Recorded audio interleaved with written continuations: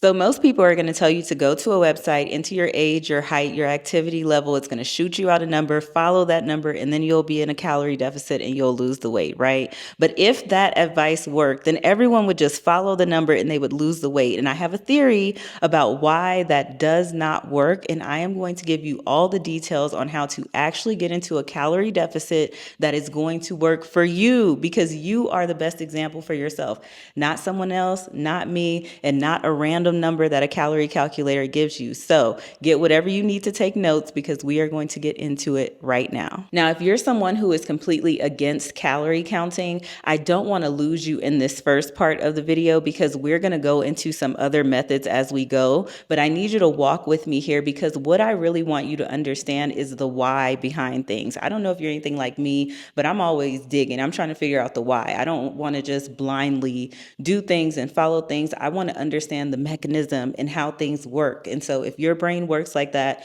then you're going to like this, because I'm going to get into the nuance and details of it. So in order for us to get there, we have to first start with establishing the baseline. And you're going to use yourself to establish your baseline. Now, the only thing that could make this be not the best way to approach it, or not the best way to go about things, is if you are unable to be 100% real and honest with yourself, because this is not for anybody else. You need to be able to track, what does a real, regular, typical day of eating look like for you?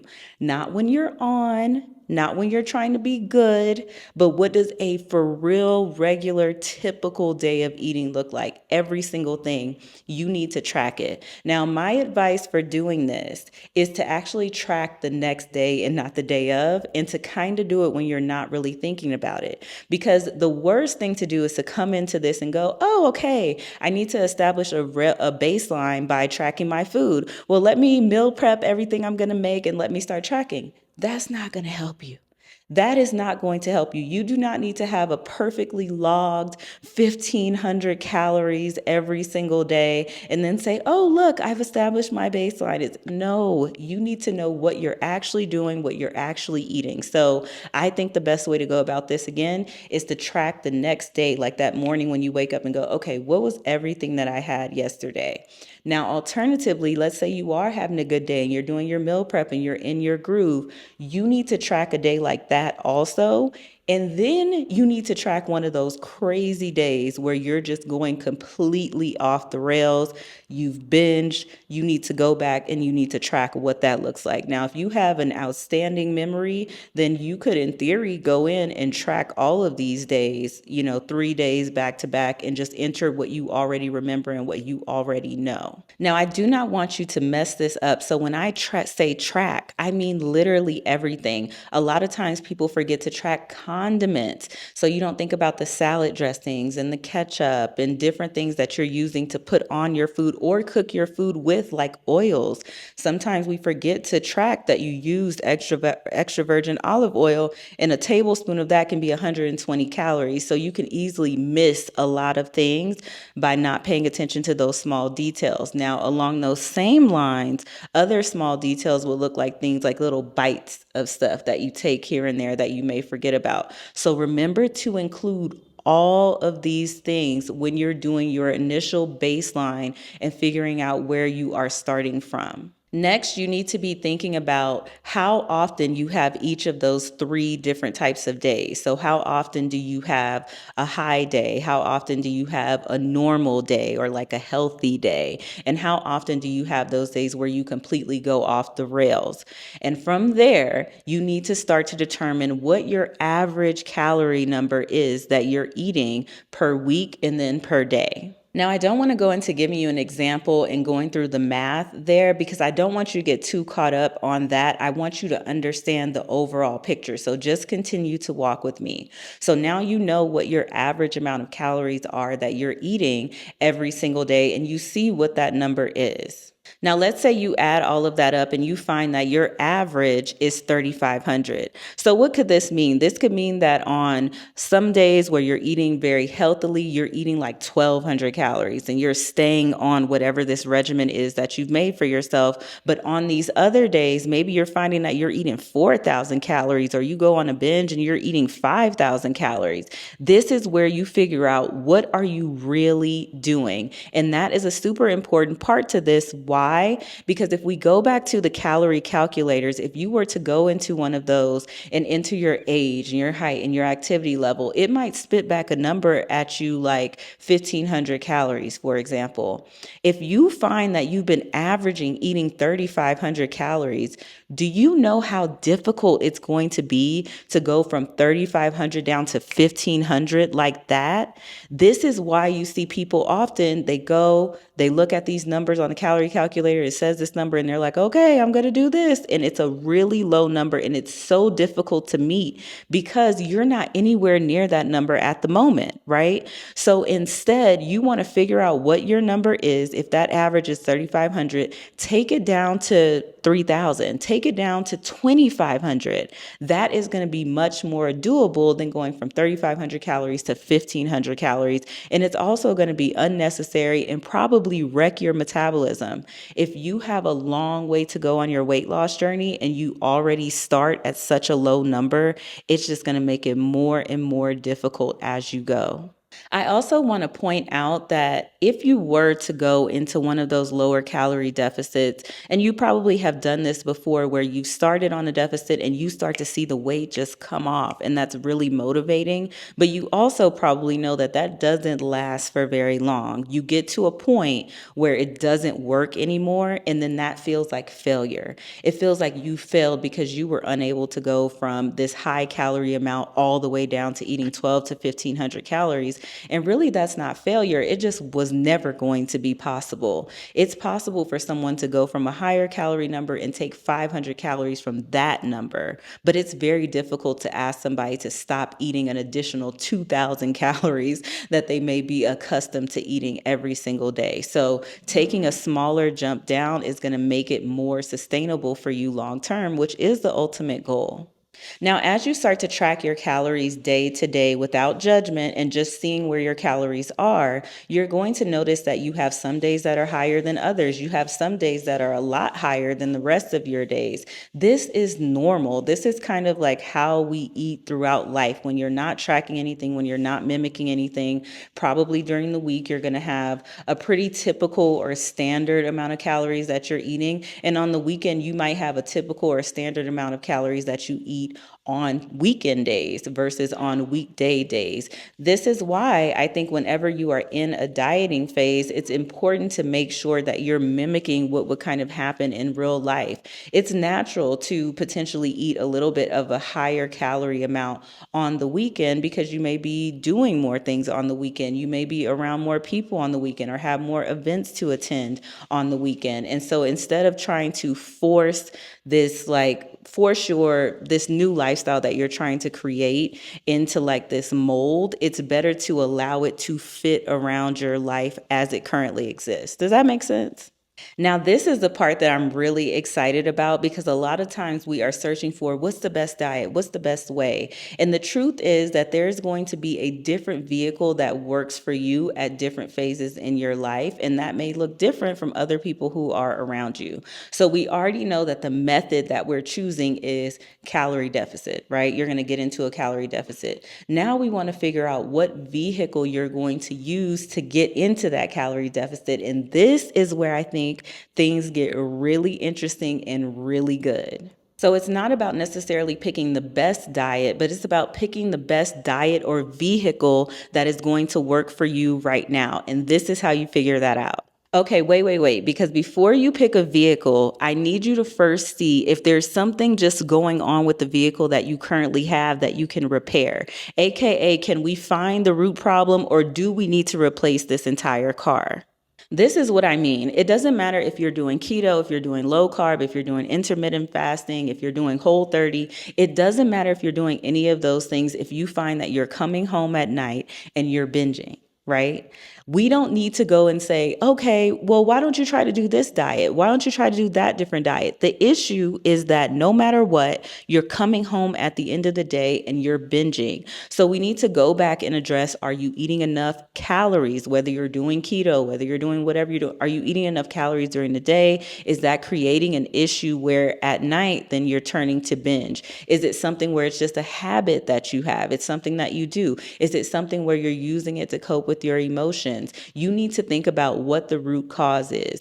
And then you need to think about how you can put a barrier there to fix it. So if we stay with that example, then that would look like, let's say you come home, you have your dinner, and instead of getting yourself to that point where you start to go into that binge and repeat pattern, you have a cutoff time for what time you're going to stop eating. You know what? I notice that I go on this binging pattern whenever I continue to eat past 8:30. Right? So I'm just not even going to eat past 8:30. By that time, I've had all the nutrients, everything that I need, all the calories that I need. I know I'm not starving myself. I know I'm not intentionally restricting calories in that way, but this is stopping you from going into that cycle. You see what I'm saying? So sometimes we're trying to replace the car, get a new car, and you need to replace just that one part. Now, let's talk about the different vehicles. So, intermittent fasting is one way that you could put yourself into a calorie deficit. Now, I've said this for years and I'll say it again. This is not a good route for someone who is struggling with binge eating or has a history of binge eating. Why? Because it mimics that and it could potentially put you into a spiral. And so, if you have a history of binge eating, then I would stay away from intermittent fasting until you've healed your relationship with food, and then you can most certainly intermittent fast after that. So with intermittent fasting, you could have an eating window, for example, for 6 hours. So maybe you eat from 12 to 6, and then you cut off your eating for the rest of that time, and that's an 18-6 split. This is really good for people who maybe naturally skip breakfast, because a lot of times when you think about intermittent fasting, people will usually do it in that 12 to 6 window versus doing it like earlier in the day. It's very rare that you hear someone's going to like do intermittent fasting from 7 to 1 or something like that. It's usually that 12 to 6 window. So people who can naturally skip breakfast, people who have a predictable schedule, this is also really good for those types of people. And people who are busy and maybe doing manual labor, doing things with their hands where they're so busy that it's actually difficult for them to eat. I find that this can work really well for nurses in particular. Now, if you've been following me on social media recently, I've been talking a lot about the idea of losing weight in sprints. And I think intermittent fasting and versions, different variations of fasting can be helpful for this. I have a client who I did this with. She lost about 70 pounds and we did it in these sprints. And some of those sprints consisted of what's called hormonal fasting. And so there were these periods where she was fasting in accordance with her menstrual cycle. And those actually probably 2 or 3 rounds of hormonal fasting that we did ended up helping her lose that last like 20 to 30 pounds that she had to lose. So this can be a really great method or a really great sprint for you to put into your weight loss goals. Next, we have keto, which really gets a lot of heat. And I think it's more so because of how people end up doing keto versus keto itself. But a lot of people tend to take a very unhealthy route to this. So if you're someone who is going to miss bread, miss pasta, miss rice, this is not for you. If those things are culturally heavy, like in your in your cultural dishes, this is not for you. Like, don't try to force it. You know what I mean? Unless there's a medical reason that you need to be doing this, don't try to force it. Long term, it's just not going to work. However, keto could be used as a sprint, and it was used as one of my sprints. I did it maybe maybe for about like 3 months or so, probably long term. And then there's like little things that I took from there that I still continue to do, or foods that I eat that still came from that time period. But it's definitely not something I could ever do long term. I love rice too much. I love bread too much. It was not giving. It was not giving for me personally, but for you, it may work. Now, if you're someone who loves olives and avocado and nuts and seeds and fatty fish, then this is a really good route for you to take. But you have to remember that you're not pairing those things with any carbs. So if that sounds like something that you can stick to, then this could be a good route to get you in a calorie deficit.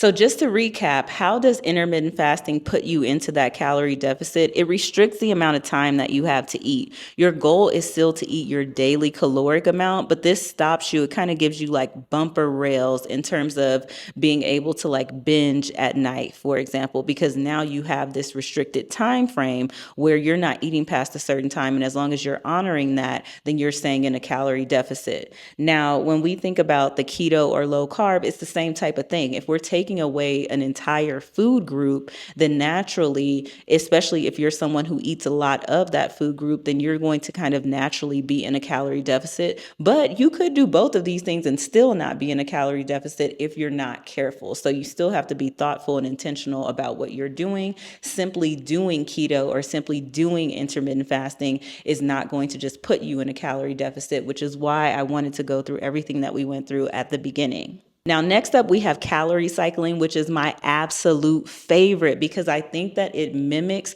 real life so well. Remember when I talked about in the beginning of going in and tracking your daily food and how you're going to kind of see that you're not eating the same exact amount of calories every single day, and especially how the weekdays to weekends are probably going to be different. Well, this is why I love calorie cycling or carb cycling or refeed days, and I'm going to tell you what all of that means, which just essentially means that you're going to have high and low days, or you're going to have mostly normal days and then one high day, right? So if you do something like a refeed, and this is where I think I have a client actually, she, for her 50th birthday, she wanted to lose weight. I think we got to like 65 pounds or something like that lost. And now she's working on doing body recomp, putting on muscle, all those types of things.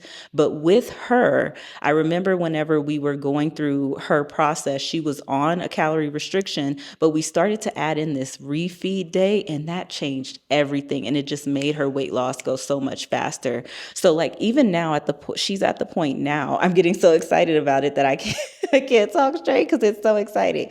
But she's at the point now where she's eating in maintenance. Mind you, she's lost that 65 pounds. She's eating in maintenance 2,000 calories on her normal days. And her one high day, that refeed day, usually a Saturday, is 2,600 calories. And she's still maintaining all that weight that she lost. Doesn't that sound good? I mean, who wants to lose all that weight and then be stuck having to eat this small amount of calories? So that's why I really like the idea of calorie cycling. And you can do it in that way where you have like a refeed, like what I just explained, but you can also do it in a way where you're alternating, like you have 3 normal days, and then you have a high day, and then you have 3 normal days and then a high day. So there are different variations of what you can do. You just have to figure out what is going to work best for you. Now, I really think calorie cycling works well for just about everybody, but I guess I could see how this might be a problem if you have like a varying schedule. If your schedule isn't the same all the time, then it kind of maybe can be difficult to say, well, Saturday is going to be my refeed day, but not really. Honestly, I think calorie cycling is one of those, it's my favorite. Can I just be honest? You already know, you can already tell. It's just my favorite. I think it works the absolute best. It's just a matter of figuring out which pattern works best for you.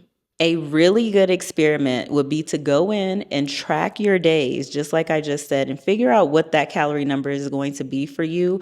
And then go to one of those calorie calculators and see what number it gives you and see what the difference is. Is there a big difference? Are you surprised? Like, how do you feel about that? I would love to hear that feedback in those comments below. So let's go over this just to make sure you have it. The very first thing that you're going to do is track your real days. A normal day, a low day, a high day, all the things. Make sure you have that number. Once you have the average for what you're eating every single week, then you're going to take that and take 500 calories off of that and start there with your calorie deficit, okay? After you do that, then you are going to figure out which method, which vehicle you are going to use for your calorie deficit based on your personality. Okay, based on you, you're going to figure out what method you are going to use. I only gave you 3 in this example, but there can be more. Okay, after you figure that out, then of course you're going to apply it. You're going to go into your weight loss. And then as you lose the weight and you're in that calorie deficit, you're going to have to bring that calorie deficit down once you start to hit plateaus. Now, ladies, a plateau is not your period coming and you being close to your cycle and you're maintaining your weight. I do not need you to be changing these numbers every 2 weeks. Okay. For women, I always say give everything that you do a full cycle, because women, we need to go through that full menstrual cycle. But that's going to put me into a whole other video. So I hope this helps you to get into a calorie deficit. If it does, definitely let me know in the comments below. If you have questions or have follow-up questions, let me know in the comments, and I will see you next time.